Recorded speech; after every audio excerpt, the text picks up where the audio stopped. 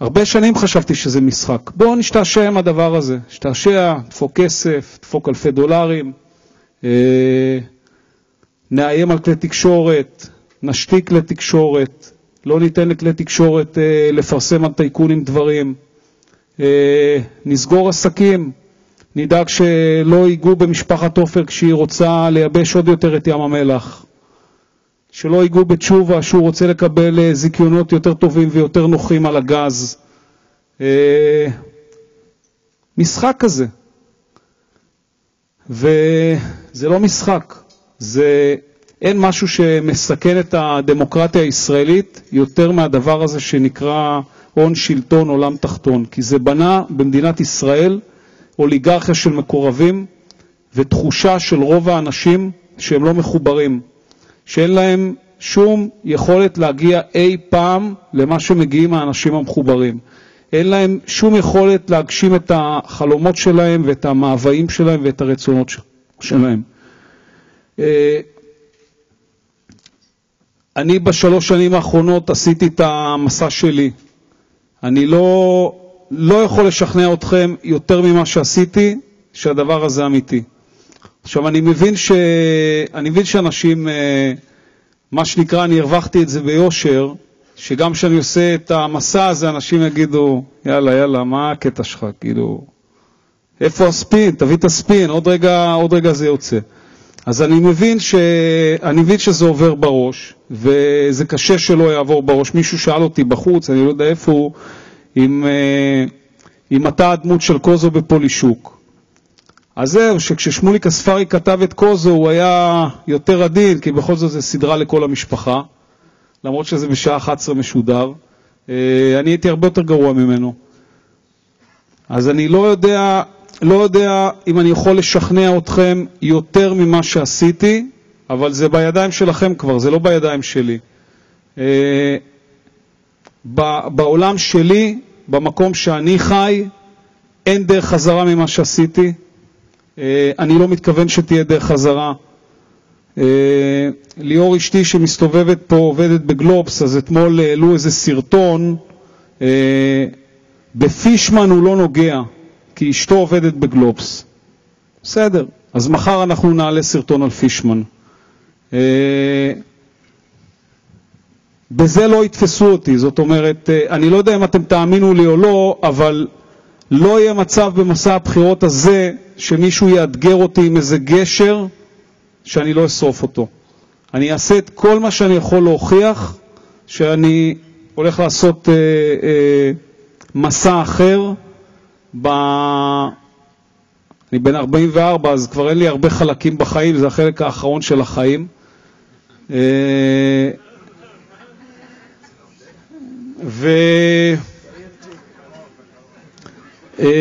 אני רק יכול להגיד לכם שבעוד 9 ימים הסרטים האלה כבר לא יהיו ביוטיוב. זה כבר לא יהיה ביוטיוב, זה יהיה בכנסת. ואולי זה נשמע לאנשים מופרך, אבל סדר יום של הכנסת ה-19 בעוד כמה ימים יהיה חקירה על הכספים של נתניהו ועל הגרביים שלו, ועל אנשים של ליברמן בסופי שבוע במימון של מרטין שלף, ועל אימורי הפוקר במאות אלפי דולרים של עופר עיני, על מה שקרה עם ויינשטיין בתיק ליברמן, איך ויינשטיין מונה, איך ויינשטיין מאפשר לביבי לשחק עם ערוץ 10, למרות שביבי לא יכול לגעת בערוץ 10, וכל שאר הדברים שאנחנו יודעים ולא הספקנו בחודשיים האלה לפרסם. אבל זה לא מספיק, אנחנו לא נעשה את הדברים האלה לבד, אתם תראו את זה כבר מהימים הראשונים. אנחנו נהפוך את הכנסת למקום שהם לא מרגישים בנוח להסתובב בו, כי הכנסת תהיה מלאה אזרחים כמוכם.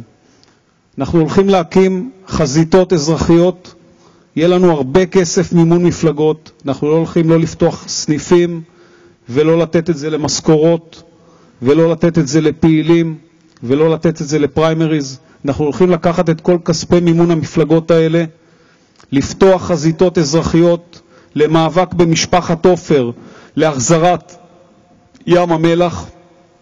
אני חושב שאני יודע להוביל מאבק שתוך חצי שנה ים המלח חוזר לעם ישראל.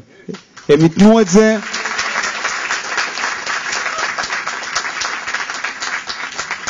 הם ייתנו את זה חזרה ללא קרב, כי אנחנו נוציא על זה, אם צריך, מאות אלפי אנשים לרחובות. ואני אומר לכם שאחרי שאנחנו ניתן את המכה הזאת לילד הכי חזק בכיתה, יהיה הרבה יותר פשוט לנהל משא ומתן עם תשובה ולהגיד לו, אחי היקר, זה נכון שאתה האמנת בגז כשאף אחד לא האמין בזה, הכל בסדר. וזה נכון שקיבלת ראשונות, הכל בסדר. אבל היום כשברור שהאושר הזה שיש בגז הוא אושר של מדינה ולא אושר של בן אדם פרטי, אז תגיד כמה פיצויים אתה רוצה, נכתוב לך צ'ק יפה, יהיה מספיק כסף גם לך, גם לילדים שלך וגם לנינים שלך, אבל הדבר הזה חוזר לעם ישראל. ואחר כך אנחנו ניקח, אני אומר אחר כך, אבל זה הכל יהיה ביחד, כי יהיו חזיתות ואנחנו נפעל במקביל על כל הדברים האלה ביחד, בזמן מאוד מאוד קצר, כי הדבר שהכי חשוב לנו, שבעוד שנה, מי מכם שיחליט לשים זין בקלפי, יהיה גאה במעשה שלו, כפי שהוא לא היה הרבה שנים במעשה פוליטי שהוא עשה.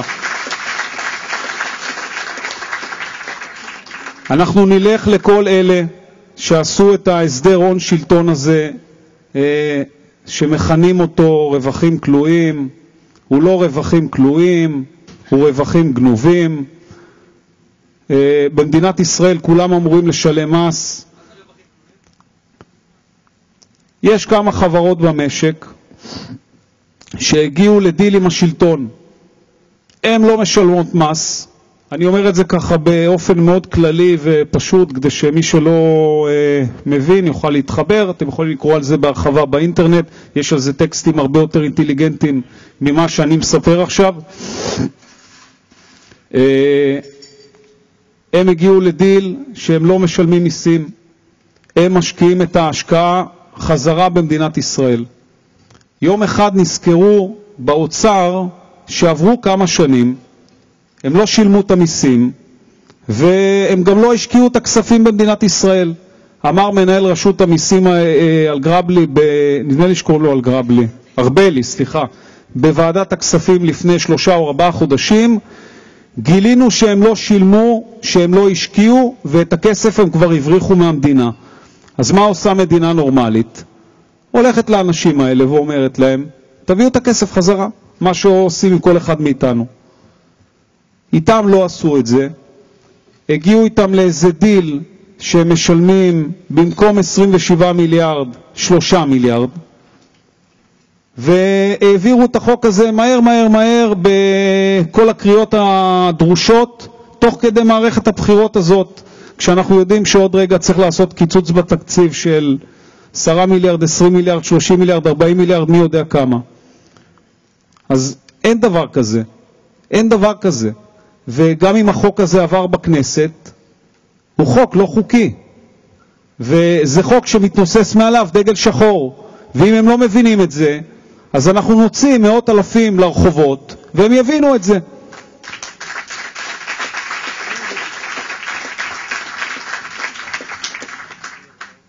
זהו, עד כאן דברי הפתיחה, זה ממש הקדמה על קצה המזלג, ואני אתן לך לנהל את זה. תשאלו מה שאתם רוצים, רק תהיו סבלניים אחד עם השני, אנחנו נענה על הכל, אנחנו לא נתחמק מהשאלות הכי קשות, ואם מישהו מכם מרגיש שאחרי שהוא שאל שאלה אנחנו מרחנו בתשובה, אז אנא להגיד את זה, לא לכתוב אחר כך בפייסבוק, וואלה הם לא ענו. תגידו עכשיו שמרחנו, אז נענה עוד פעם. תודה. תודה לאלדד. אני הבטחתי לאלדד שאני אהיה עדין, ואני בחור עדין אז אני אהיה עדין. אני מבקש שהשאלות, מכיוון שיש פה מלא שאלות ומלא אנשים שרוצים לשאול שאלות, יהיו שאלות ולא נאומים, והם יקבלו גם כאן תשובות, ושזה יהיה מסודר. ואם אתם מקבלים תשובה שהיא לא מספקת אתכם, תוכלו גם לשאול שאלה חזרה, אבל שתהיה שאלה, כי יש פה מלא אנשים שרוצים לדבר, ויאללה. בחור עם החולצה הסגולה שיושב עם הלפטופ.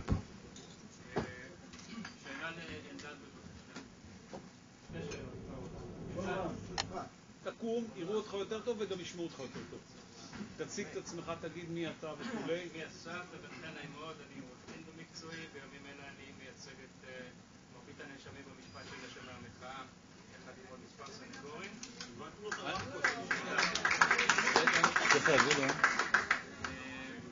אני אחזור אחר כך לשאלה.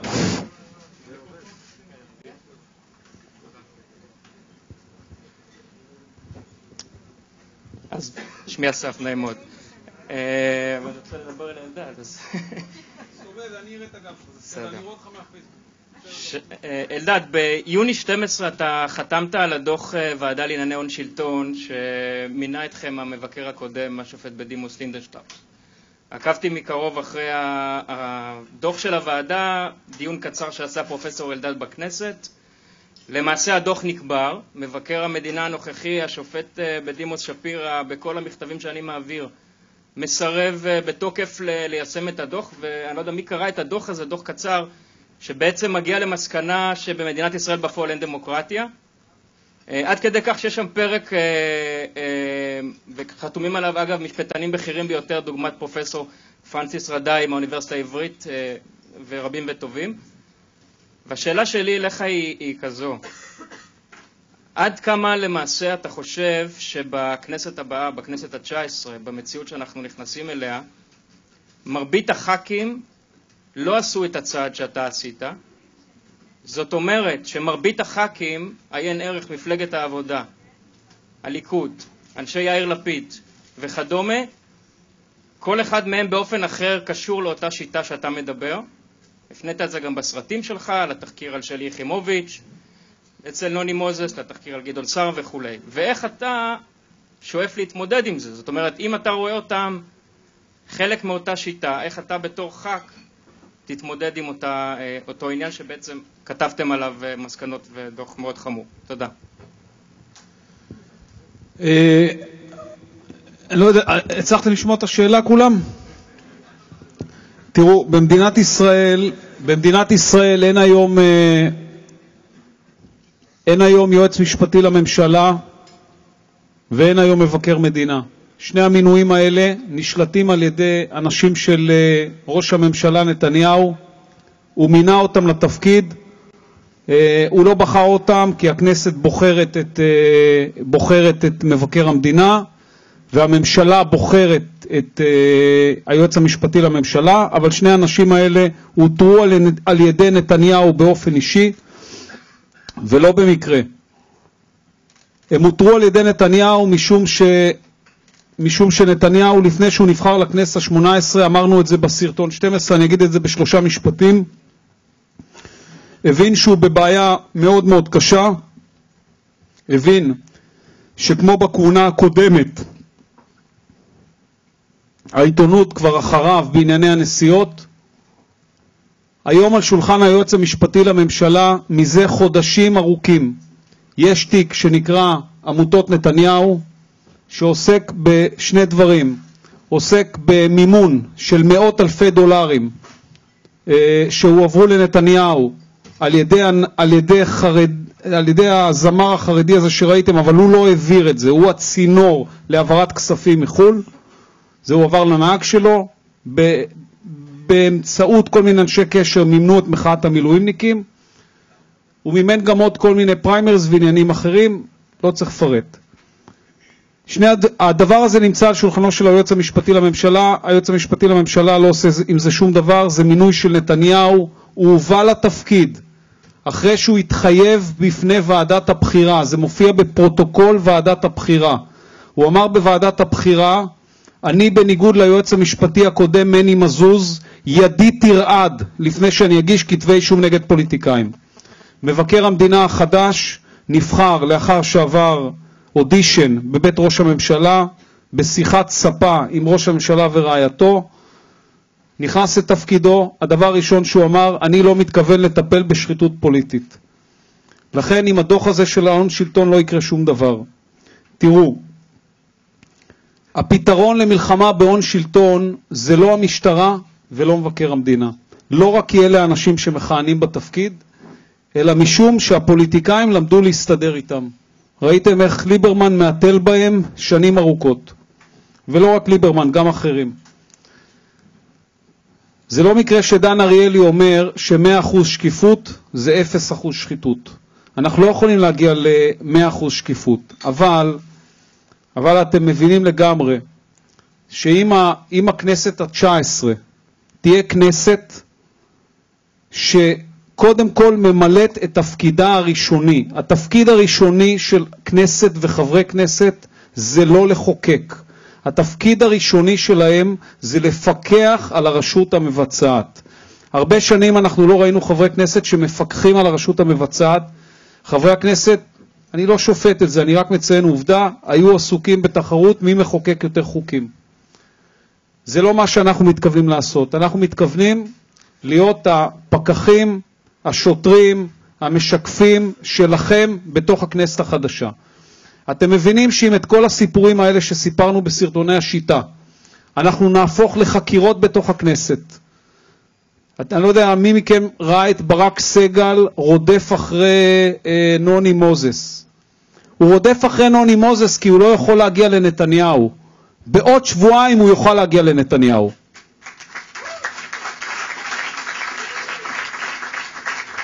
וכשבעוד שבועיים ברק סגל וערד הקיקוס שמסתובב פה, הוא אמנם לא יהיה חבר כנסת, אבל יהיה לו אישור קבוע להיכנס למליאה עם הסמארטפון שלו, כשהם ירדפו אחרי כל האנשים האלה ויאמתו אותם עם כל מה שאנחנו יודעים,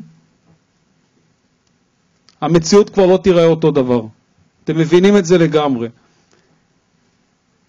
אם יש סיפורים על שר החינוך, הגיע הזמן שזה לא יהיה רק בבלוגים בתוך הבלוגוספירה, אלא הגיע הזמן שהטענה הזאת תאומת מולו באופן אישי. ובואו נראה מה הוא אומר על זה. אם זה לשון הרע, אז צריך לטפל בזה, הוא צריך להגיש תביעה. ואם זה לא לשון הרע, אז הוא לא יכול להיות שר חינוך במדינת ישראל. וזה כוחה של שקיפות. חברי כנסת, תראו, אנחנו לא צוות הוואי ובידור שמעלים סרטים ביוטיוב. אתם יכולים להחליט שאנחנו לא נכנסים לכנסת, זו החלטה שלכם. אנחנו נמשיך לעשות את מה שאנחנו עושים, אבל זה ייראה ברבות החודשים הקרובים כמו צוות הוואי ובידור, כי אנחנו נעלה עוד סרטונים ועוד סרטונים ועוד סרטונים. אנחנו רוצים להפוך את זה לפעולה אקטיביסטית בתוך הכנסת, כדי שזה לא יישאר ביוטיוב, כדי שזה לא יישאר בשיר ולייק, כדי שזה יהיה בתוך הערוצים המרכזיים. ואתם מבינים שכשיהיה דיון בכנסת שעוסק במה שעושה שר החוץ בסופי שבוע עם אוליגר שמממן אותו, וזה יהיה דיון שלם שמתנהל בסדר היום של הכנסת, אי אפשר יהיה יותר להתעלם מהדבר הזה. אי אפשר יהיה לא לסקר את הדבר הזה. אי אפשר יהיה לא לדווח על זה בערוצי הכנסת המרכזיים. כשאנחנו נגרור את היועץ המשפטי לממשלה לעדות בכנסת, שהוא יצטרך להסביר האם יכול להיות שלפני שהוא נבחר לתפקידו, הוא פגש את נתניהו בזמן מערכת הבחירות 3 ו4 פעמים בדירת מסתור, למה הוא לא דיווח על זה? למה אין פרוטוקול הישיבה הזאת? ומה דובר בישיבה הזאת לפני שהממשלה בחרה אותו לתפקידו? אתם מבינים שהשקיפות והסמארטפונים והיוטיוב והכוח שלכם הוא הרבה יותר חזק מהחקירות של מבקר המדינה והמשטרה. יש פה משהו שהשתנה.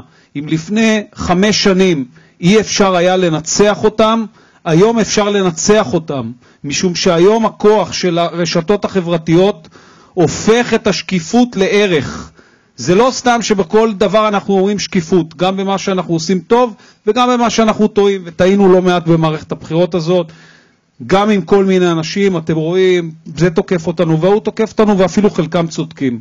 אנחנו לא אנשים מושלמים, אבל יש ערך מאוד מאוד גדול בשקיפות, בלשקף את הדברים, בלהניח אותם, זה דבר מאוד מאוד חזק. וכשאנחנו נהפוך את זה לערך שמחייב גם אותם, הפוליטיקאים האלה לא יוכלו להמשיך בתפקיד. יצטרכו להגיע פוליטיקאים צעירים וחדשים ואחרים.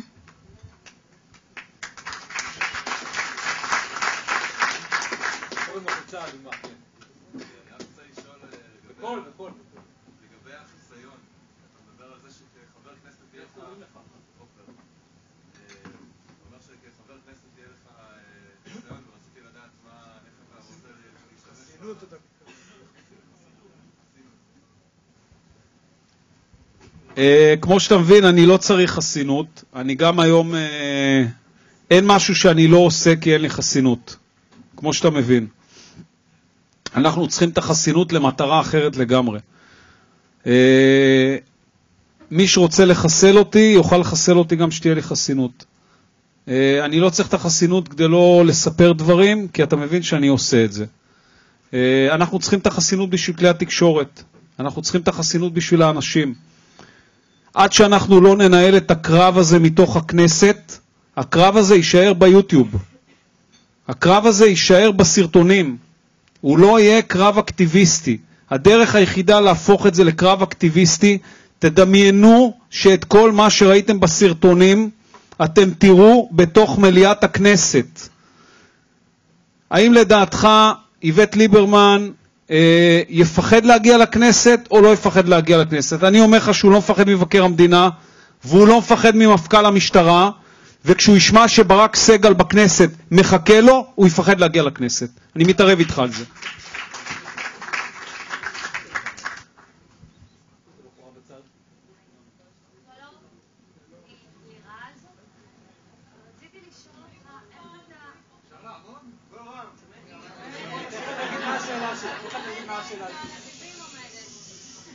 אתה מדבר על זה שהם יפחדו מברק סגל ברגע שהוא ייכנס לכנסת. אתה מדבר על זה שהם כרגע לא מפחדים לא מהמשטרה ולא משום דבר, חוץ מהשקיפות הזאת שאתה מבטיח לנו ודורש מאיתנו לעזור לכם להגיע לדבר הזה ולצאת לרחובות.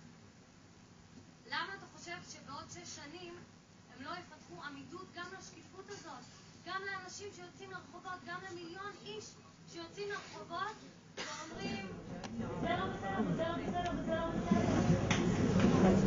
אני אתן לו לענות כי הוא מקצוען בדברים האלה. אני רק אגיד 2 משפטים על העניין הזה.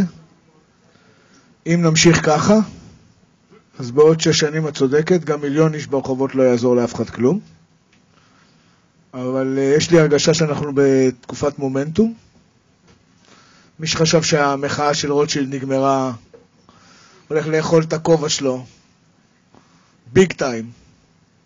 כי מחאת רוטשילד, כל מה שקרה לה זה שהיא נכנסה פנימה לנשמה, והיא מחכה לכל קריאה, וזה לא יהיו 400,000, זה יהיה הרבה יותר, וזה לא יהיה מרוכז בתל אביב, זה יהיה מרוכז איפה שנצטרך. יש דבר אחד שכל שלטון מפחד ממנו, גם האמריקאי, זה ציבור. גם הסינים מפחדים מהציבור. ואם נצליח להעיר את הציבור, שזה מה שאנחנו רוצים לעשות, להיות משרתי הציבור. אני לא אוהב את המילה שליח. שליח זה מילה מתנשאת קצת. משרת ציבור. זה התפקיד שלנו. ואם יהיו משרתי ציבור חרוצים שיקומו כל בוקר לעבוד, קשה למען הציבור, הציבור יהיה מפחיד. הציבור יהיה מפחיד. ולך אסף רציתי להגיד שהוא מצטנע, אבל הוא כתב את הספר הזה, אלון שלטון. 90% ממנו פלוס מינוס, אני הייתי בוועדה האחרונה שהייתה שם. אנחנו מאמצים את הספר הזה. זה שלנו. הספר הוא שלנו. אנחנו ניקח עליו זכויות יוצרים, ואנחנו פשוט נקיים את כל מה שקורה בו. עכשיו תענה לה. אני מבטיח לך פחות ממה שאני מבטיח לך. יכול להיות שאת צודקת ב100%. אז מה, אנחנו נפסיד בלי קרב? לא, ברור שלא. אוקיי, אני אגיד לך מה תפיסת העולם שלי. אני אומר שיכול להיות שאת צודקת ב100%. יכול להיות שזה קרב אבוד. אבל לפני שאני אומר שזה קרב אבוד, אני רוצה לנהל מולם את הקרב הכי קשה שהם ראו בחיים שלו. לפני שאנחנו ממהרים להפסיד, לפני שאנחנו ממהרים להרים ידיים, אנחנו ננהל נגדם את הקרב הכי קשה שהיה בתולדות המדינה, בלי לפחד. מה שעשינו חודשיים, אתם תראו אותו בכנסת כל יום. ועוד פעם, אני אומר לך עוד פעם, אני לא מבקש ממך להצביע לנו. אני אומר לך שאם תחליטי שזה מה שאת רוצה לעשות, זה מה שתקבלי, זה החלטה שלך. אנחנו את המאבק הזה ננהל בכל מקרה, גם אם אתם לא תכניסו אותנו לכנסת. אבל אם אתם רוצים שזה יהיה יותר חזק ויותר מהיר, תחליטו אם אתם מסכימים לתת לנו את הכוח הזה. תחליטי מי זה המישהו האחר שאת נותנת לו את הכוח הזה. תחליטי מי זה המישהו האחר שמבטיח לך לנהל את הקרב הזה. מה שעשינו חודשיים בלי חסינות, בלי פחד, עם הרבה מאוד אומץ. ואל תחשבי שאנחנו גיבורים כאלה גדולים. תאמיני לי. לא, אני אומר לך עוד פעם, אני אומר לך את זה מהלב, תאמיני. אני ממש לא כזה. לגמרי. סבבה. אז שלא תחשבי שאני לא מפחד. מפחד פחד מוות. אל תחשבי, אנחנו...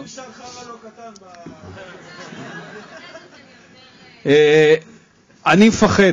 אל תחשבי שאני לא מפחד, ואל תחשבי שכל המחשבות לא עוברות לי מה יקרה ומה לא יקרה. אבל זה כמו מבחני אומץ. זה כל פעם מתחזקים ועומדים מולם. ואני אומר לך שכשאנחנו התחלנו את המסע הזה לפני חודשיים, התחלנו אותו פה. היו פה 30 איש. אמיתי. היו פה 30 איש. פה. הנה, רם נמצא פה שהוא היה פה. היו פה 30 איש. היה פה איזה 4-5 שולחנות. מבינה שהם לא יכולים לעמוד מול הכוח הזה. לא בגללנו. הם לא יכולים לעמוד מול הכוח הזה. הם יצטרכו להזיע כפי שהם לא הזיעו בימי חייהם. בימי חייהם, הפחד הכי גדול שלהם, שזה נכנס לכנסת. אני לא יודע אם ראית את הסרטון הזה, שברק סגל רודף אחרי נוני מוזס הגדול, ויאיר לפיד הגדול, עם איזה סמארטפון של הרדה קיקוס. הם עשו במכנסיים, אני נשבע לך, אם היה בצד חיתולי שקמה כאלה של מבוגרים, הם היו מחליפים כי הם היו באמצע האירוע. הם לא כל כך חזקים, הם אנשים כמוך, יש להם ורידים ודם ותחושות וזה, הם פשוט לא רגילים לזה שהציבור עומד מולם. ופעם ראשונה שהציבור עומד מולם, בלי מאבטחים ובלי עוזרים ובלי דוברים, והולך איתם מכות ראש בראש, זה לא כוחות. זה לא כוחות, תהיה אופטימית.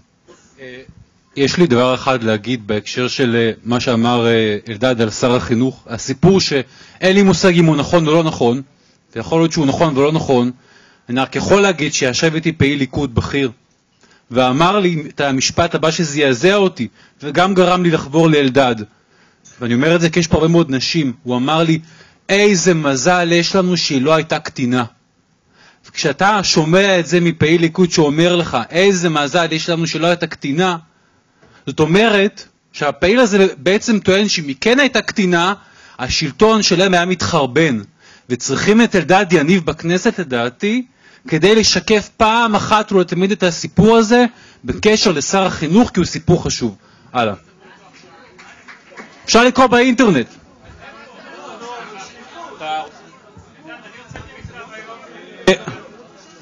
חבר'ה, אני מספר רק דברים שאני ראיתי בעיניים שלי. כל מה שאני סיפרתי ב-12 הסרטונים זה דברים שאני ראיתי בעיניים שלי. כשאנחנו נהיה חברי כנסת, אנחנו ניקח את כל מה שאנחנו חושבים שצריך לשקף ונשקף אותו. אנחנו לנו לא יהיו אתרוגים. גם כשליאור, אשתי ואהובתי ובת הזוג שלי עובדת בגלובס, אם לי אומרים במהלך מערכת בחירות שאני לא מדבר על פישמן, אני אדבר על פישמן. אני אמרתי את זה בצחוק אחי, והבנתי שיש לי כנראה הומור כזה דפוק, שלא מבינים אותו. אז כשהבנתי שאנשים לא מבינים את ההומור הדפוק שלי, אמרתי, נראה לכם שכל הדרך שעשיתי, אני לא אדבר על פישמן? באמא שלכם, נראה לכם? אני אדבר עליו עם אמא שלכם, ואתם מחר תפתחו את היוטיוב ותראו עליו סרט, הוא לא כזה מעניין, אבל אני מדבר עליו. אני מדבר עליו ואני מספר עליו. אין אתרוגים, אתרוגים זה במפלגות אחרות, זה לא אצלנו. אין אתרוגים, אני שילמתי מחירים, אני אומר את זה עוד פעם, אל תרחמו עליי. אני עושה את זה באהבה גדולה ובאושר גדול כדי לתקן את מה שעוללתי, אבל אני משלם מחירים אישיים שלי, וזה מסע מאוד כואב. נראה לך שאני לא אדבר על פישמן? אם יש עוד מישהו שאתה חושב שאני לא מדבר עליו, תגיד, אני אדבר עליו.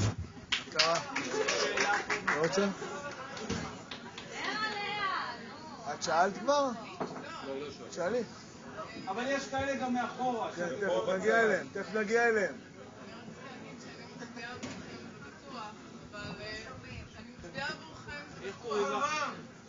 אנחנו נחזור על השאלות, חבר'ה.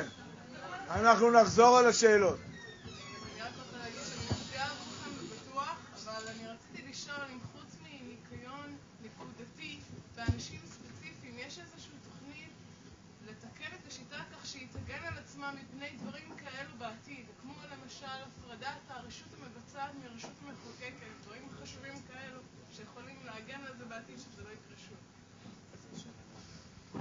לפני שאני עונה לך רגע, יש כאן אנשים שעוסקים בטלוויזיה וקולנוע? תרימו יד רגע. כמה אנשים מהתעשייה יש פה? תרימו יד רגע. כן, מתביישים, מה? מפחדים.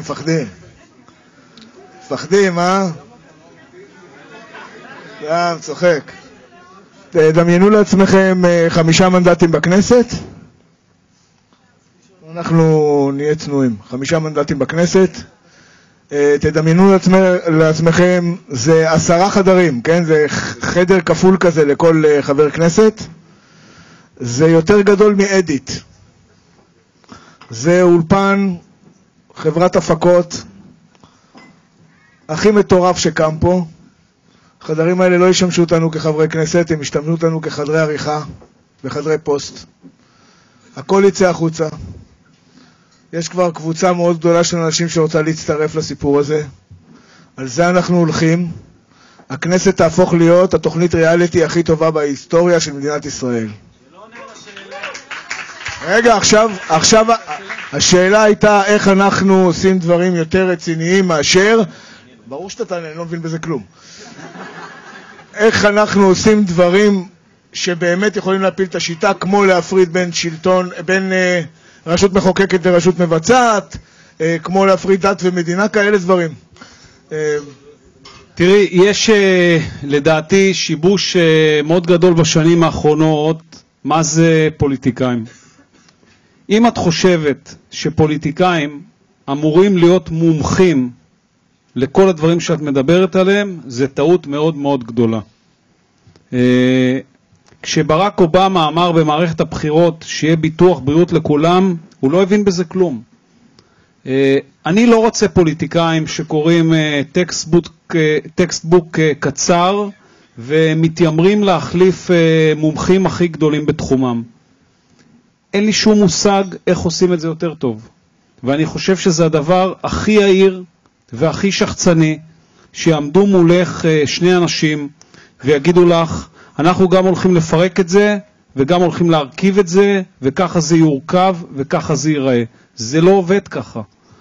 אנחנו נהיה חייבים לגייס את המומחים הכי גדולים במדינה, כדי לחשוב ביחד איך עושים את זה, איך מתקנים את זה.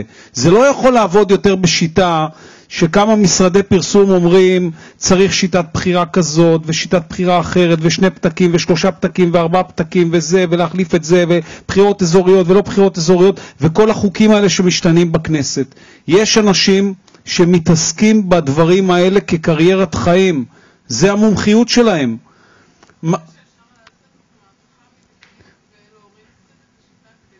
אז אני חושב שמה שצריך לעשות זה לאפשר בכלל את השיח הזה. בעיניי בחירות דמוקרטיות זה לא פעם ב4 שנים. איך שאני תופס את משרתי הציבור, זה לא פעם ב4 שנים, זה לא שבאים אליך פעם ב4 שנים ואומרים לך תצביעי. בעיניי, פוליטיקאים במנהיגות שהיא מנהיגות שטוחה.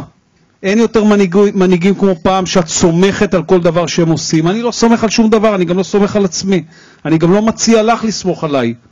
מה זה נקרא לסמוך עליו? מה זה נקרא הוא יודע מה הוא עושה? הוא לא יודע מה הוא עושה.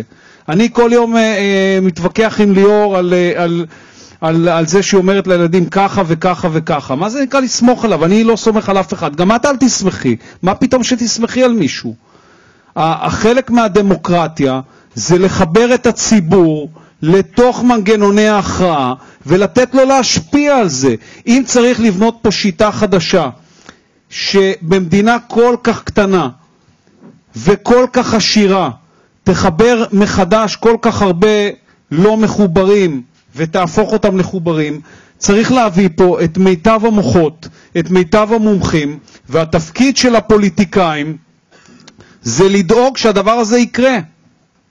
לדאוג שיקשיבו לאנשים האלה.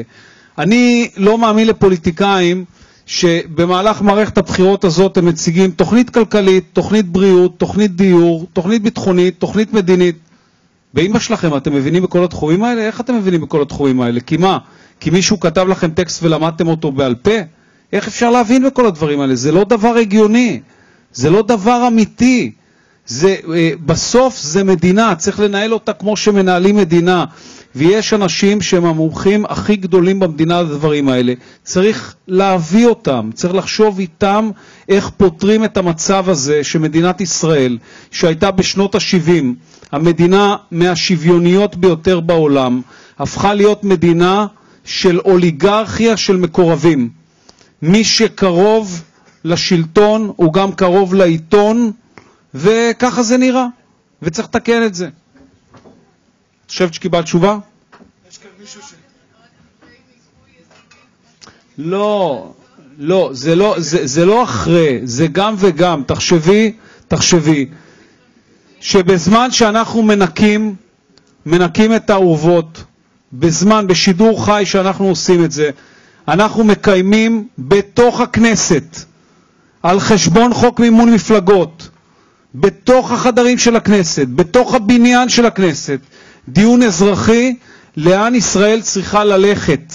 מה המשמעות של לפרק את השיטה ולבנות שיטה חדשה? מה השיטה החדשה? תחשבי שהדיון הזה מתנהל בכנסת. עם כל הכבוד, ל-120 האנשים שיושבים במליאה, הם אנשים שצריכים להצביע. הם לא אנשים שצריכים להביא לך את הפתרון. תשמעי, את יותר חזקה מהם, אני לא יודע איך להסביר לך את זה. את יותר חזקה מהם. השקיפות הזאת, הערך הזה של השקיפות, הערך הזה, אתם כאילו מזלזלים בדבר הזה, אתם לא מבינים מה היה בקיץ. בקיץ ראש ממשלת ישראל עשה במכנסיים. חבל שזה נגמר כל כך מהר ואפשר להחזיר את זה. יש כאן מישהו עם עוגה שרוצה מאוד, זה לא מינוני או משהו שהתפוצץ לי פה בפנים עכשיו. בבקשה, שזה יגמור את הספינה הזאת. ומאיפה זה בא? וואו. שמים זין בקלפי, מחזירים את הביצים לעם.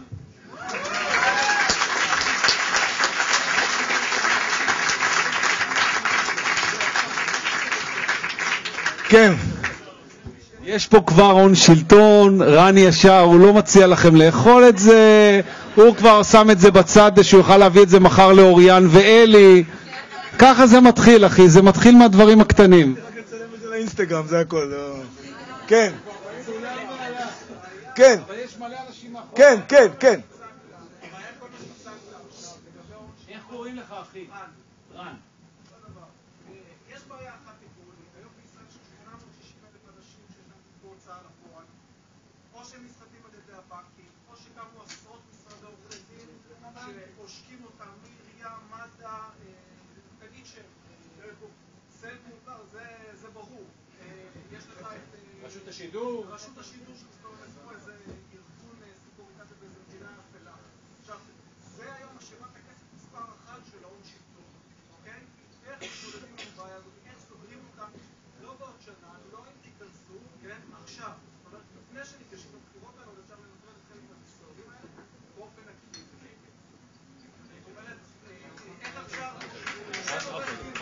רק בשביל הצופים, בשביל אלה שצופים בנו, תחזור על השאלה ותענה. השאלה שלו, איך מנטרלים את משרד... הוא חושב שאפשר לנטרל את משרדי עורכי הדין שמתפרנסים מגבייה אכזרית של רשות השידור ובנקים וכולי.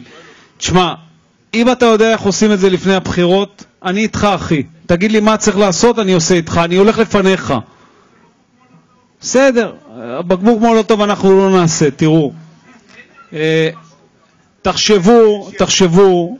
תחשבו שצריך לעשות לבנקים את אותו דבר שכחלון עשה לחברות הסלולר, אבל בדיוק את אותו דבר. בדיוק את אותו דבר. כבר עשרות שנים שלא קם פה שום בנק חדש ולא קמו בנקים אינטרנטיים, ותחשבו שצריך לעשות אותו דבר כמו שחברות הסלולר התפרקו בדקה אחת והיום הן מחזרות אחריך ומנהלות אחריך מסע חיזורים, וכשאתה מתקשר לסלקום ואומר להם תראו אני רוצה לעזוב, אז הן מתקשרות אליך ושואלות מה אפשר לעשות בשבילך אחי? אתה רוצה שנגיע לך הביתה? לעשות פאנלים? לעשות... בסדר, אני אומר את זה בהגזמה, אבל אתה מבין שמה שקרה בחברות הסלולר זה קסם. היום שאתה מתקשר לסלקום ואומר שאתה רוצה לעזוב, רבע שעה עולה מולך מנהל. אפשר לעשות אותו דבר מול הבנקים. בשביל זה צריך את כחלון, הוא איננו, ננסה לעשות את זה במקומו. בעניין של רשות השידור, משהו שאני קצת נאבקתי עליו בחיי, איזה 8 שנים. רשות השידור זה מה שמדהים במדינה הזאת, שיש חוק רשות השידור, כן? אין חוק השידור הציבורי, יש חוק רשות השידור. אנחנו נעשה את חוק השידור הציבורי. רגע, ברור. לא, יש כמה דברים שנחייב חוקק, אין ברירה. למשל חוק השידור הציבורי, שזה חוק שיסנדל את חוק רשות השידור ויגרום להבין שהטלוויזיה הציבורית היא של הציבור ולא של הממשלה, כי אחרת אל תיקחו מאיתנו אגרה, תוציאו את זה מהתקציבים שלכם. זה הולך להיות ערוץ ממשלתי, אז תגידו ערוץ ממשלתי ואז תיקחו את זה מהמיסים שאנחנו כבר משלמים. אם זה ערוץ ציבורי אז זה ערוץ שלנו, ואם ערוץ שלנו, כל הוועדות המאפיונריות האלה, כל הקומבינות, כל שני אנשים זה קליקה בערוץ אחד, ייגמר הסיפור. אנחנו מכירים את הסיפור הזה, אני באופן אישי, וחבורת רעי מה שנקרא, ויועציי הטובים כמו דורון צברי וכו', מכירים את הרזולוציות של רשות השידור עד לקצה ולקצה. בתוך רשות השידור יש מלא אנשים שמחכים לרגע. אנחנו את רשות השידור נפרק לחתיכות ונרכיב מחדש. אתה שאלת אם לחוקק, אני אגיד לך מה הרזולוציה של לחוקק.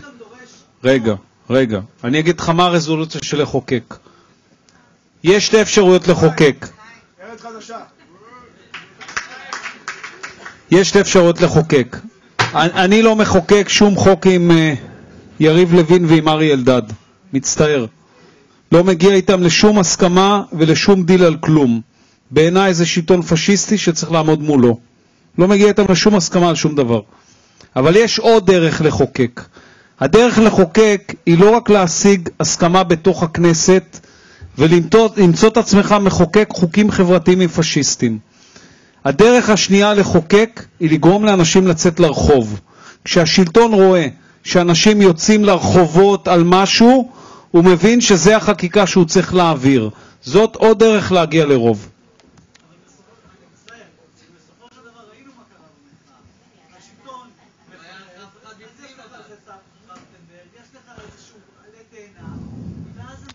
תראה, אז אולי המסקנה שלך צריכה להיות, ואני לא אומר את זה חס וחלילה, השאלה שלו האם זה יהיה כמו המחאה שהשלטון הוא יותר חכם והוא מביא את טרכטנברג וגומר את זה. אז אני אומר לך, תראה, דפני ליף בעיניי היא האישה הכי מעוררת השראה בישראל. אני בחיים שלי לא הצלחתי להוציא לרחובות 1,000,000 אנשים. אומר לך את האמת. ואני יודע שמבקרים אותה ומאירים לה. אני בחיים, וגם כל אלה שמבקרים אותה, לא הצליחו לעשות מה שהיא הצליחה לעשות. היא הצליחה להוציא מאות אלפים אנשים לרחובות 8 שבועות. אבל אולי השיעור צריך להיות שיעור אחר, שאומר שמול הפוליטיקאים המתוחכמים והמנובלים צריך לשים אנשים שיודעים להתעסק איתם ויודעים לפרק אותם, והם לא פחות מתוחכמים מהם. אז אני מבין שאני לא הבן אדם הכי נחמד, ואני מבין שתמיר חג'אג' יש לו הרבה דברים להגיד עליי, אני מבין את זה, אבל אני חושב ואני אומר את זה באמת בצניעות, כי יש דברים שאני לא יודע לעשות, ואני אומר שאני לא יודע לעשות אותם. אני לא הבן אדם הכי נחמד, ואני לא הבן אדם אני בטח לא דפני ליף, אבל אני חושב שמול הפוליטיקאים האלה אני אפרק להם את הצורה. אני באמת מאמין בזה.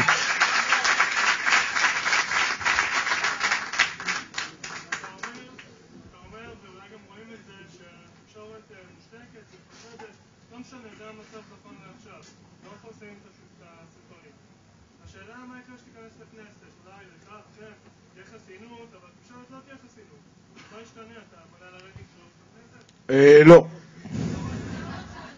קודם כל, ערוץ הכנסת השאלה הייתה, יש פחד ואימה וקשר שתיקה בתוך העיתונות, האם אנחנו ניכנס לכנסת, האם זה ישתנה או שאנחנו הולכים להשתמש בערוץ הכנסת. אז אני קודם כל הולך להבטיח לך שערוץ הכנסת הולך להיות הערוץ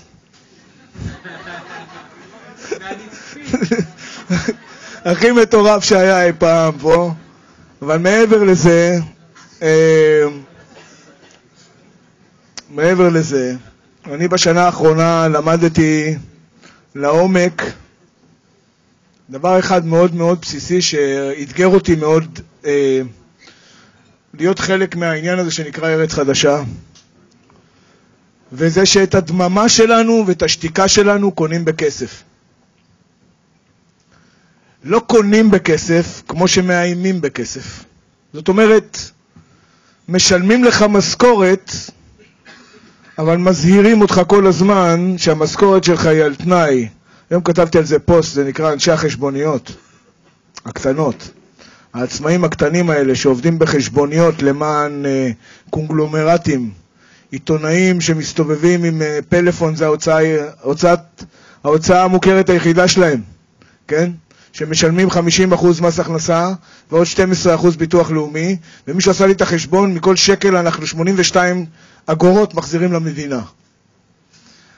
זה הפחד וקשר השתיקה שהוטל עלינו. אנחנו כולנו מפחדים על פרנסתנו. זה פחד לגיטימי, כי זה הילדים שלנו, וזה האחריות שלנו, וזה החיים שלנו, ומחזיקים אותנו כל הזמן על הגב, על הקפצה, כל הזמן מאוימים, כל הזמן מישהו בעורף שלנו, כל הזמן מישהו רואה אותנו, רק פשלה קטנה ואנחנו בחוץ. המערכת הפכה להיות מטורפת בעניין הזה. את זה אנחנו נפרק. זה לא כזאת בעיה גדולה. זה להעצים את הכוח של העצמאים הקטנים האלה, אם הם עיתונאים, אם הם יוצרים, אם הם במאי סרטים דוקומנטריים, כל דבר. אם נעצים את הכוח של העצמאים האלה, ונהפוך אותם מעובדי הקבלן של העולם המודרני, לאנשים מאוגדים ומאורגנים, כעצמאים, בפיילוטים כמו שנעשה באיגוד הבמאים, כמו שנעשה בארגון היוצרים, פיילוטים שמראים, זה נעשה גם בהתאחדות החקלאים. גם החקלאים הבינו שהם חלשים, אלא הם כן הם התאחדו. האיחוד הזה של העצמאים הוא אחד המטרות של ארץ חדשה, אחד המטרות שלי. כעצמאי עם חשבונית, שמבין שהוא משלם את אחוז המס הכי גבוה במדינה הזאת, כי אין לו הוצאות מוכרות פשוט.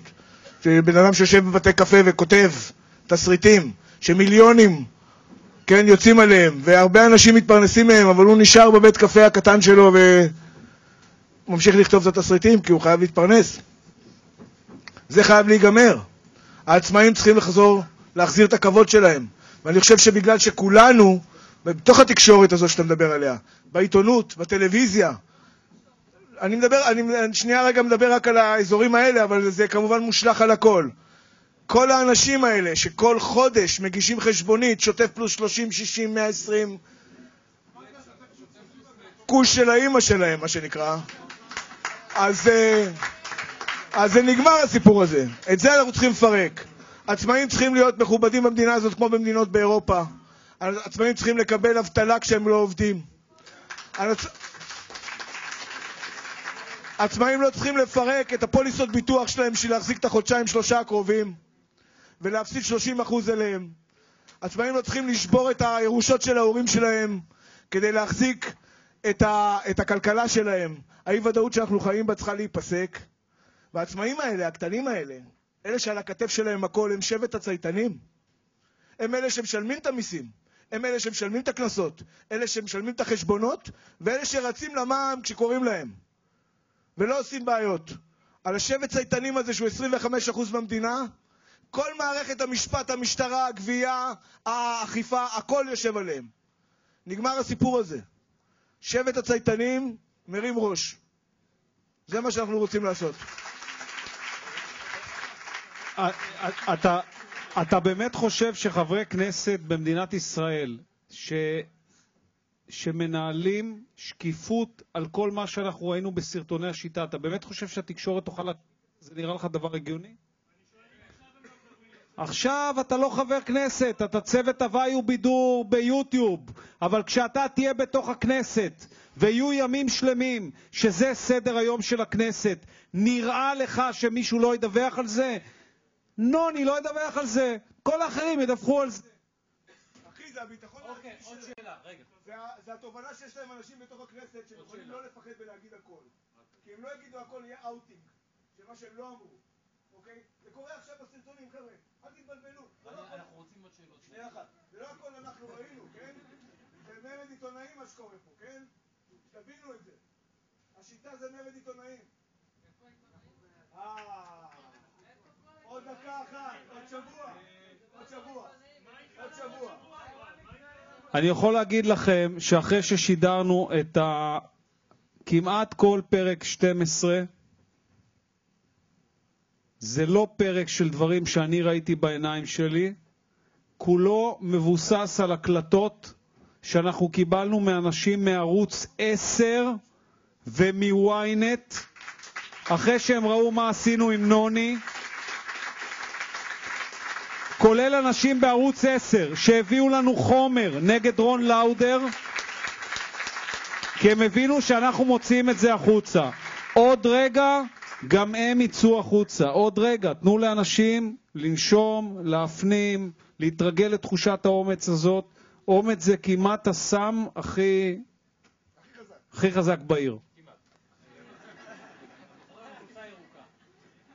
יש פה אחד שרוצה כל הזמן מתחנן, אתה בלטוב.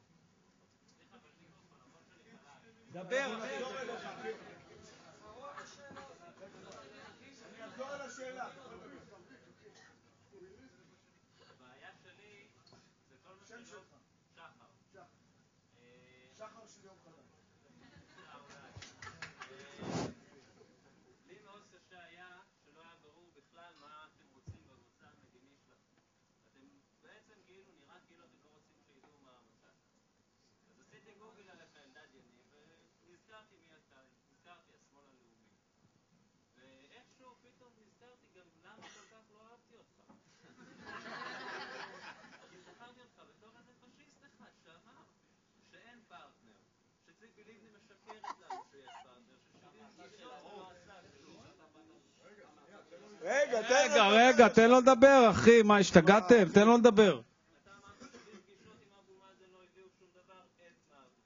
אם אין פרטנר, אז נספח שטחים איך שאנחנו רוצים. עד כאן, קופי לבנט. אני מצטער, תוכנית ההרגעה. אותו דבר. אמרת גם, אם יורים עלינו קסאמים, להיכנס לעזה, בכל הכוח. כל קסאם, לשטח את עזה. זה לפני שהוא פגש אותי או אחרי? זה כנראה לפני. אוקיי. אבל בכל מקרה, לשטח את עזה עד היסוד על כל קסאם, זה משהו שאפילו ליברמן לא אומר. ליברמן כאילו, אז מי אתה, מה המצב המדיני? מה אתה רואה בפתרון? קודם כל,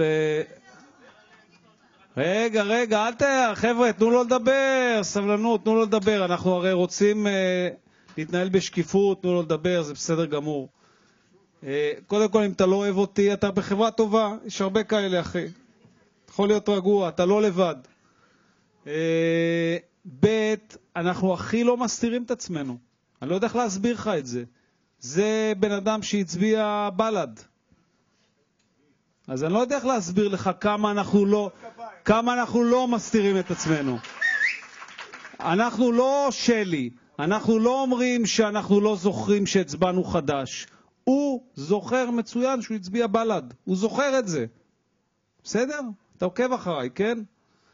כך שאנחנו לא מסתירים את עצמנו. מה אני הצבעתי? ב-92 הצבעתי יצחק שמיר, בכיתי כשהוא הפסיד. ב-96 הצבעתי פרס. ב-99 הצבעתי ברק. סתאר. אחר כך מה היה? אחרי טוב, ב-2001 ברור שהצבעתי ברק, עבדתי עם ברק.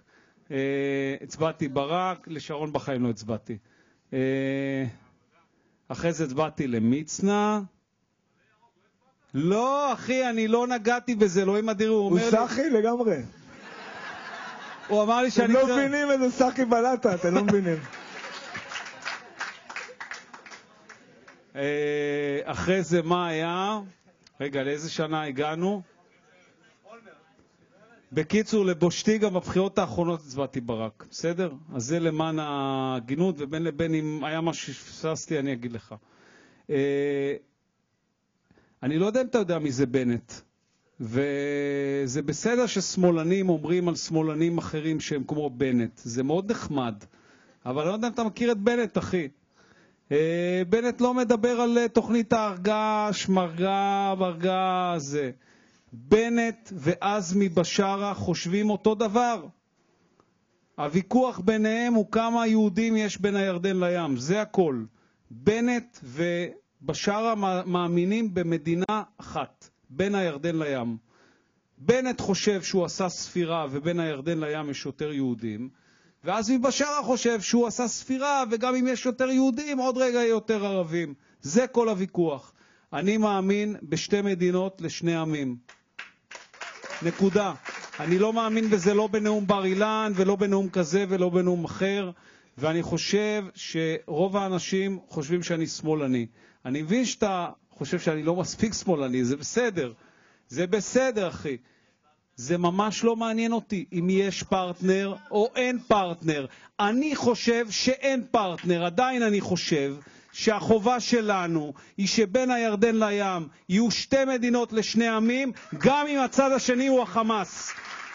מה זה רלוונטי? מה זה רלוונטי?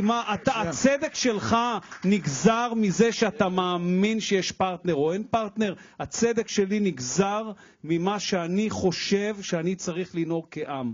אני חושב שכעם צריך לחלק את הארץ לשתי מדינות לשני עמים, גם אם בצד השני עומד החיזבאללה. אני חייב להגיד לך משהו על העניין של הפרטנר, ואת תחכי כי יש כאן אחד שרוצה לשאול, אז אני אתן לך את התשובה. אבו מאזן זה הון שלטון, אל תתבלבל. אז אנחנו מפלגה נגד הון שלטון, אז אנחנו גם נגד אבו מאזן. והחבורת מושחתים שיושבת בהנהגה של הפלסטינאים, כל הכבוד להם, שילכו הביתה גם. ואם צריך את ברגותי שישתחרר כדי שנעשה שלום כמו שצריך, אז זה מה שצריך. ווואלה, עזוב אותנו מהעניין הזה, כי אנחנו באמת רציניים בו. אני חושב שהליגה הערבית צריכה להתערב, והגרמנים צריכים להתערב, והאמריקאים צריכים להתערב, והצרפתים צריכים להתערב, וכל מי שרוצה באמת שלום במזרח התיכון, משהו שאני לא מאמין שהם רוצים באמת, מתאים להם המלחמות, זה עושה הרבה ביזנס. אז ילך על זה. ליגה ערבית, אמיתי, סגירת עניין עם כל מזרח התיכון. לא אחד, כל אחד יבוא עם הפלברה שלו והגחמה וההון שלטון שלו. זה הכל. אני רק רוצה להעיר בהקשר הזה הערה מסוימת. אני הגעתי לארץ חדשה מהליכוד. אוקיי, אני ליכודניק. ברק סגל, לא נורא. ברק סגל, שהוא ברשימה שלנו, הוא לא בדיוק כשמאל. יש מחלוקות מדיניות. השאלה היא כמה שנים, ואני שואל את זה בתור איש ליכוד, כמה שנים ניתן לשאלות האלה להשאיר אותנו באותו מקום, ולא להתעסק בשאלות כמו השיטה, לא להתעסק בשאלות של צדק חברתי, לא להתעסק בשאלה של הפרטה. כשאלדד יניב פגש את ג'קי אדרי, וג'קי אדרי אמר לו, אתה הרסת לי את החיים עם המכתבים שלך. ואלדד יניב הבטיח לו שברגע שהוא נכנס לכנסת, ג'קי אדרי עומד בראש מטה להצלת ים המלח. מה אתם רוצים יותר? ואני אומר דבר אחד אחרון, ואתן לשאר השאלות להימשך. אני ישבתי לפני שנה ומשהו עם שלי יחימוביץ', בהיותי כתב מקור ראשון. שלי חשבה שצריך לפלרטט עם הימין. לקחה אותי לאיזשהו מלון בירושלים, אתה רואה את שלי ככה עם כוס יין, קצת מסטולה, עם קצת סלמון, עם איזה גבינה טובה. והיא באה ואומרת לי, תשמע דוד, אוף דה רקורד, ולא סיפרתי את זה עדיין, אני לא אשב בממשלה שתקום על קולות של ערבים. אומרת לי שלי. זאת היא הבחורה שאומרת שהיא רוצה את ראש הממשלה ושהיא פוסלת במו פיה את האוכלוסייה הערבית. עכשיו, אני אומר לעצמי, איזה שיח אנחנו רוצים לנהל פה? שיח על כן שתי מדינות, לא שתי מדינות, או שיח של הפלת השיטה והקמת חברה טובה יותר. אני משוכנע לגמרי שברגע שיבוא הסדר שלום, גם שלי וגם אלדד וגם רן יצביעו בעבורו. אבל מה יקרה אם בחצי שנה הבאה או בשנה הבאה, החרא הזה שקוראים לו ביבי לא יביא שלום? מי יפעל נגד השיטה אם לא אלדד? מי יפעל נגד השיטה אם לא רני? המחלוקות האלה בין הימין לבין השמאל, כמו שאמר ברק אובמה, וכמו שאמר ניק קלג, שהוא סגן ראש ממשלת בריטניה, הן מחלוקות מזויפות, כי הן מאפשרות לשיטה לשכפל את עצמה. מעוניינים שאנחנו נהיה נפרדים זה מזה, כדי שהשיטה תשכפל את עצמה. ומי שהיום ממשיך להתעקש בכוח על השיח המדיני, ומביא ציטוטים מכל מיני מקומות, עוזר לשיטה, עוזר לנוני, עוזר לאנשים אחרים. להבנתי, כאיש ימין, מה לעשות? ויחד איתי ישנם אנשי שמאל, כמו רני. השיטה חייבת להסתיים ולהיגמר, ולכן אני אישית תומך בארץ חדשה ולא בליכוד. תיקח בחשבון שאם יש הסכם שלום, ברק סגל מצביע נגדו. קח את זה בחשבון שאתה מצביע. יש גם ימין בתוך הרשימה, לא מסתירים את זה. אז מה? מבוכה זה דבר חשוב. על הנבוכים הכל קרה. כל ההיסטוריה השתנתה בגלל נבוכים. אני רוצה לשאול, אתם מדברים הרבה על זה שנצטרך לצאת לרחובות ובעצם להמשיך ולעשות מחאות ודברים כאלה. האם אנחנו צריכים לחשוש מדיכוי אלים? כשיש לך... אני אחזור לשאלה, אם אתם לא חוששים מזה שכשנצא לרחובות וכשנוציא אתכם לרחובות, כשנשב בכנסת ונדרוש מכם לצאת לרחובות, נבקש יפה מכם לצאת לרחובות, לא יהיה דיכוי אלים. לא יהיה דיכוי אלים, כי יהיו חברי כנסת כמונו שלא ייתנו לזה לקרות פשוט. אני אעמוד שם, כן, אני אעמוד שם, עמדתי שם, אני אעמוד שם, מה חדש? כאילו, מה אני הולך לעשות שונה? זה כולה לעבור את הזה, לקבל את החסינות ולהמשיך להיות בשטח. מה השתנה? אנחנו נפעל, נו באמת, אסף. הנה אני מצהיר לך את זה פה, בזה. אנחנו נפעל מה אמרת? מה שתרצה. כל מה שקשור לפעילות הזאת של... לא, רגע, שנייה. כל מה שקשור לפעילות של חולדאי, משטרה, על כל הסיפור של הקיץ האחרון. הקיץ האחרון, נדבר על הקיץ האחרון, אני רוצה לדבר על הקיץ האחרון רגע. הקיץ האחרון היה אלים וקצר. השתתפנו שם במכות עם שוטרים, פתאום ראו אנשים בני 50 הולכים מכות. נבהלו קצת. זה ברור לגמרי שמה שקרה שם זה משהו שצריך להתפטר, אנחנו נפתור אותו, והלוואי ונוכל להיכנס לכנסת ולבטל אותו סופית. לא נראה לי סיפור קשה או מסובך או משהו. רגע, יש שם בחורה שרוצה לשאול שאלה. היי, תמר.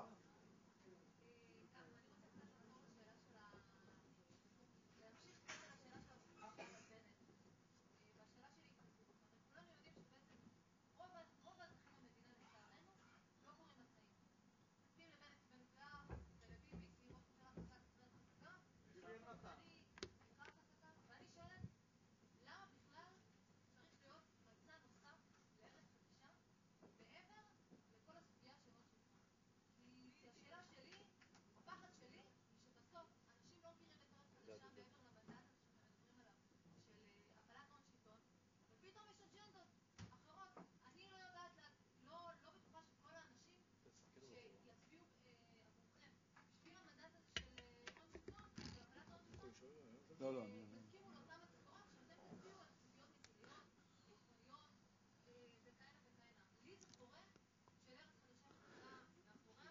תראי, רגע, שנייה. שקיפות זה ערך, זה לא פריבילגיה. אני רוצה להגיד לך בדיוק מה אני, שלא תתבלבלי ושלא תעשית טעויות ושגיאות. אנחנו הולכים להיות אופוזיציה לוחמנית ואפקטיבית לכל ראש או ראשת ממשלה. אנחנו לא נשב לא בממשלה של שלי, כי בעיניי עיני וביבי זה אותו דבר. אנחנו לא נשב בשום ממשלה, לא מימין ולא משמאל. אנחנו נהיה אופוזיציה אפקטיבית נגדם. אבל, כששואלים פה מהקהל, מה הדעות שלכם? אז אנחנו אומרים מה הדעות שלנו. את שואלת האם זה יבוא לידי ביטוי ב4 שנים הקרובות? ספק גדול. אז קודם כל זה לא נכון. באתר שלנו, מי שעושה בגוגל ארץ חדשה רואה את כל הדעות שלנו, כולל המדיניות שלנו. אז אני אומר לך, אני לא יודע מה רוב האנשים. את שואלת האם ב4 שנים הקרובות אני אצטרך להביע את דעתי המדינית? ספק גדול מאוד.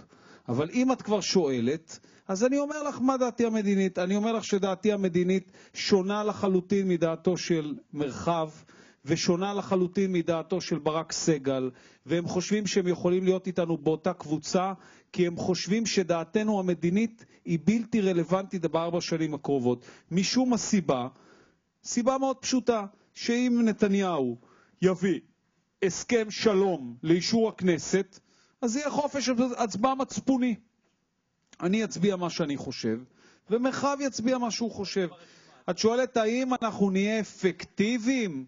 האם אנחנו ננקוט עמדה בעניין הזה? התשובה שלנו היא מאוד ברורה. אנחנו אופוזיציה לשלטון ההון מימין ומשמאל. אנחנו לא מסתירים את זה. אנחנו בשונה מאנשים אחרים, בשונה משלי יחימוביץ', אנחנו לא מתחפשים. אנחנו לא שוכחים מה כתבנו ומה אמרנו, ולא שוכחים גם למי הצבענו בעבר. אז אנחנו אומרים לך את זה בשקיפות, בכנות. את שואלת האם זה יבוא לידי ביטוי? יותר סביר שלו, יותר הגיוני שלו. זה הכל, זה לא צריך להיות חורה לך. זה בסך הכל שקיפות, זה הכל. יש לי הערה קטנה. בשנת 1965 נכנסו לכנסת 2 ח"כים, אורי אבנרי ושלום כהן. היה להם עיתון שנקרא העולם הזה, שעשה את מה שעשו על דעת יניב ורני בלר בסרטונים. לא שאלו את אורי אבנרי מה דעתו על הסכם שלום. אורי אבנרי חיפש לחשוף ולשקף את השחיתות של שלטון מפא"י. אחריהם באו הפנתרים השחורים, גם כן עם האות זין. לא שאלו אותם מה דעותיהם המדיניות. המטרה המרכזית, ואני אומר את זה עדיין, היא למוטט את השיטה. השאלה המדינית, אם תבוא על פתרון, וואלה, סבבה. עכשיו יש מטרה אחרת. קטן ולתת לך לשאול שאלה. זה עוד 2 שאלות אחרונות, כי אנחנו ממש כבר בקצה. אז כן, לגבי התשובה אלייך, תמר, אני מאוכזב אופוזיציה. תקראי לזה איך שאת רוצה. אני 30 שנה כבר מצביע, הצבעתי כל מיני דברים, כולם היו בשמאל הקיצוני הרדיקלי, חוץ מההצבעה שאני הכי גאה בה זה עלי ירוק בפעם הראשונה. ואני הצבעתי למפלגה שלא עברה את אחוז החסימה, וזו ההצבעה שאני הכי גאה בה בחיים. אז כל מי שמתלבט על העניין הזה של אחוז החסימה, שלא יתלבט, זה החלק מהעניין. אני רוצה להגיד לך משהו. אני בתור איש אופוזיציה כל חיי, לא משנה מי היה בשלטון, גם כשרבין היה בשלטון הייתי אופוזיציה, אומר לך שהאופוזיציה במדינת ישראל התרסקה לחתיכות.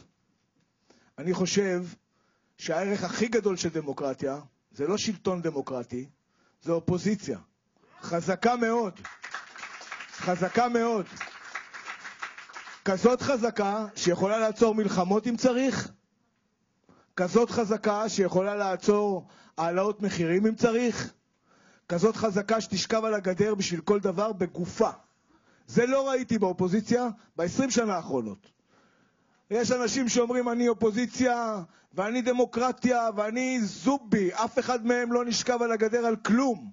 על כלום. אני מאוכזב מרץ ואני מאוכזב חדש ואני מאוכזב כל המפלגות האלה שרק חוקקו חוקים ואף אחד מהם ברגע האמת לא נשכב על גדר של שום דבר, לא יתאבד על שום דבר, כן? והמשיך לעשות חוקים בדילים עם אנשים מהימין. זה נגמר. בבקשה. בוא תאספו כמה שאלות. לא, שתי שאלות, אחי. בסדר, אבל בואו נאסוף כמה שאלות ושאף אחד לא יוצא בהרגשה שלא ענו לו, ואם יש מישהו שנורא חשוב לו, אז תתעקשו. שמי תומר, והשאלה שלי לאלדד, איך אני יודע שיש כיסוי למילה שלך, שאתה מנפנף בשקיפות, ואתה הצהרת כמה פעמים שאתה תצא עם הצהרת הון, ועדיין לא עשית את זה. זאת אומרת, זה משהו שהבטחת ולא קיימת. אחי, אני אמרתי לך מה הצהרת ההון שלי. אתה רוצה לראות את הצהרת ההון שלי? אין בעיה. אתה מחר תלך למיכל עזר בבית ניפ, הוא יראה לך את הצהרת ההון שלי. אני מסביר לך מה יש לי בחיים. אתה כל פעם חוזרים על זה, וראיתי שניסן שור כתב על זה. כל מה שיש לי בחיים זה בית ברחוב משה שרת 83, שרובו משועבד לבנק. יש לי בבנק, בחשבון עובר ושב שלי, היחידי שיש לי, עשרות אלפי שקלים. זה מה שיש לי. עכשיו אתה רוצה לראות איך זה כתוב אצל הרואה חשבון? אני אתן לך מחר לראות אצל הרואה חשבון. זה מה שיש לי. עכשיו אני מבין שדמרקר מפרסם עליי שלפני כמה שנים מכרתי ועשיתי. אני עשיתי הרבה מיליונים לפני כמה שנים, אם זה לא ברור. עשיתי הרבה מאוד מיליונים, הרבה מאוד עסקאות, ומכרתי וקניתי ועשיתי והרווחתי. זה כבר לא קיים בשלוש שנים האחרונות. עכשיו אם אתה מתעקש לראות את הצהרת ההון כפי שמופיעה במס הכנסה, שאני מתכוון להגיש אותה לכנסת ומתכוון לשקף אותה, היא עוד לא גמורה לשנה הזאת, לכן אין לי דרך להראות אותה, אבל אני מבין שניסן שור מאוד מתעקש. אז יש לי רואה חשבון שקוראים לו מיכל עזר, אתה יכול לקחת מחר ביד את ניסן שור וללכת איתו ביחד. לקחת את ניסן, הוא כתב על זה, שלא מראים לו את זה, הוא מתעורר בחלום. תלכו ביחד ותקפצו ותראו את זה, אחי. תאמין לי, אני אומר לך כבר, אני מחליף את חשבון הבנק שלך as is. איך אני? זה הכל, אתה תראה מה יש לי בחשבון, אתה תמות.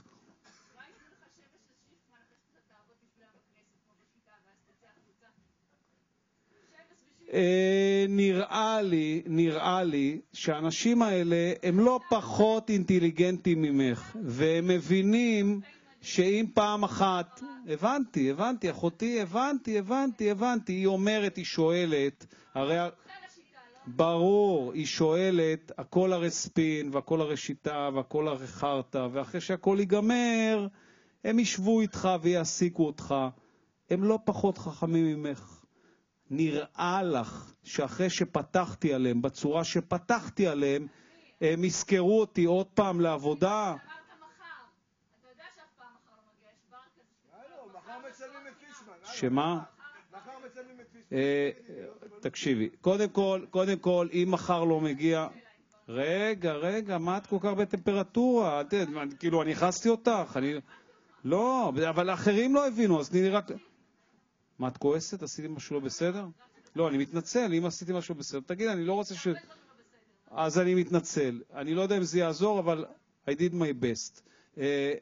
אני אומר לך עוד פעם, אם את חושבת, הרי יש פה כולם אינטליגנטים כמוך, ואם אני אומר לפני כולם שיהיה סרט על פישמן, אז אם אני מרמה, הם יזכרו את זה בעוד יומיים. הרי ההצבעה היא לא בעוד יומיים, היא בעוד 10 ימים. אז הם יגידו לעצמם, החרא הזה עמד מול כולם, חזר על זה 5 פעמים סרט על פישמן, בונה זה נוכל. אז שימי הנחה שאני סומך עלייך, תזכיר את זה לכולם בפייסבוק, וכל האחרים יזכרו, והכל בסדר. תצאי מההנחה אחת בחיים, שהאנשים האלה הם לא פחות מתוחכמים ממך. פעם אחת את פתחת לאנשים האלה, וסיפרת להם את כל הסודות, הם בחיים לא יסלחו לך, ולא ימחלו לך, ולא יחזירו אותך לתוך המאפיה.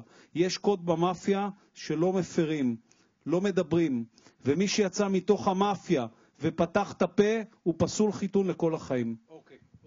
אני מאוד מאוד מודה לכל מי שהגיע לערב הזה. אני מאוד מאוד מודה לכל מי שהגיע, גם לאלדד יניב, גם לרני בלר, גם לכל הקהל הנהדר הזה. אתם יכולים להשפיע הרבה בזה שביום הבחירות תהיו המשקיפים והפקחים, לא רק המצביעים, שתתנדבו למען ארץ חדשה, תעשו סטיקרים, חולצות, תתנדבו ברחבי הארץ. אפשר לעשות את השינוי הזה, אפשר לעבור את אחוז החסימה, זה קורה וזה יקרה יחד איתכם. הפינה שם